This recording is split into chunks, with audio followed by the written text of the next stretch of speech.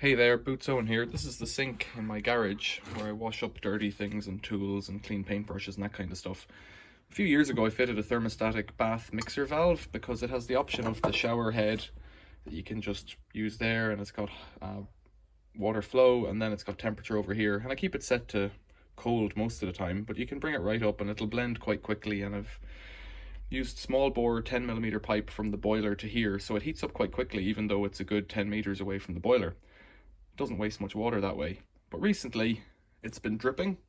Not this one that's in situ, but the old one, which is the same one, but it's particularly dirty because it's not been cleaned in a number of years being out in the garage.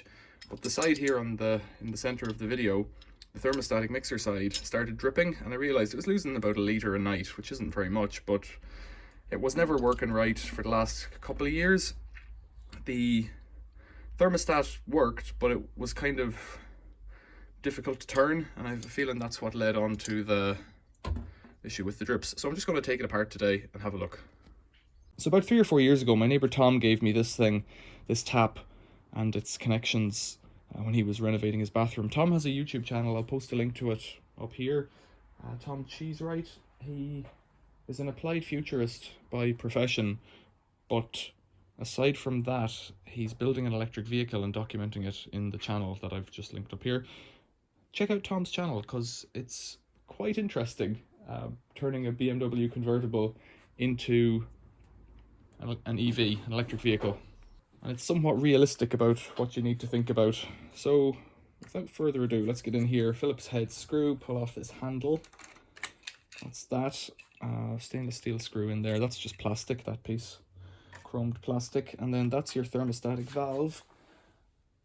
And there's a little hex key here, Allen key.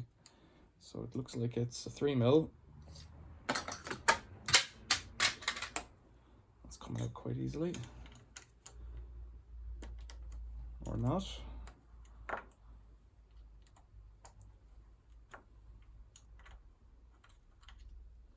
That's that. There's a little grub screw there. Now will this just pull out? It might. Let's get a pliers on it. So I had the opportunity just to replace this outright, but if I was... There it is, that's the unit. Right, so that's actually really easy, apart from the drips falling on my workbench there. Let's get some cloth on that. So that's the valve, and I have a feeling you can just buy these, and there's O-ring seals on it. There's bits of scale there, it looks like. We're not in a lime scale area. That... it's dribbling out from both ends.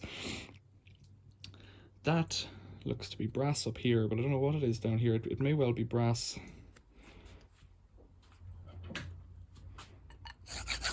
Yeah, it's brass as well. It's just dull from being underwater the whole time. And so as you turn that, something's happening and it's letting the right amount of water through. Okay, that's really very simple if it's just held in place. So that would have been very easy to replace in situ as a bath tap. I presume it has a ceramic valve on the other end. Oh, there's a lot of water in there. I don't know what it has. You can see straight through there. There's a cap on the other end.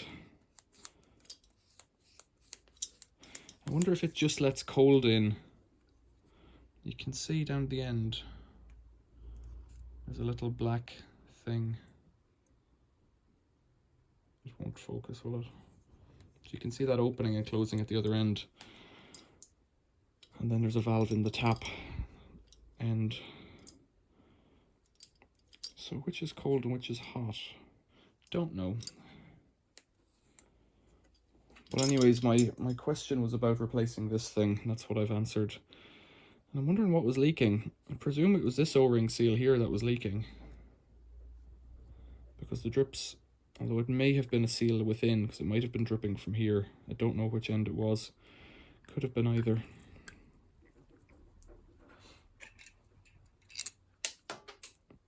If I attempt to push that back on, what's happening here? What's happening is that that's just slipping. That's no good. This is completely broken. There's a big stainless steel spring in there. I presume that's a copper, some kind of a thing that expands or contracts to let to react to the temperature. Yeah, it's very stiff there. It should be sliding freely like the new one. So I'm not going to do any more with this. Don't know what I've told you in this video other than trying to diagnose the fault. But I guess what I've learned is that if this goes again, I'll just fix the tap. But in this case, because this plastic thing was broken, I didn't mind replacing it. So questions or comments, leave them below. Thanks for watching. See you later.